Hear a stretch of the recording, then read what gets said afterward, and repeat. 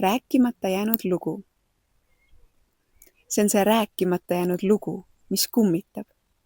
Need rääkimata jäänud mõtted, need rääkimata jäänud laused, mida enda peas keerutan, kuid kunagi välja ei julge öelda.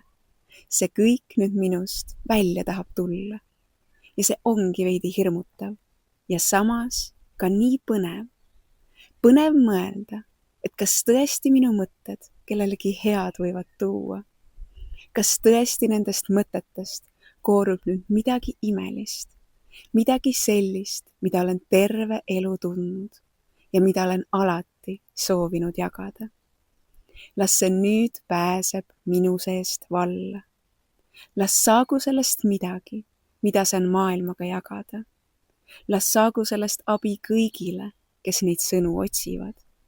Las saagu sellest see rõõm ja rahu, mis minust välja tahab tulla. Las saagu see midagi, mis maailmale ilu jälle toob.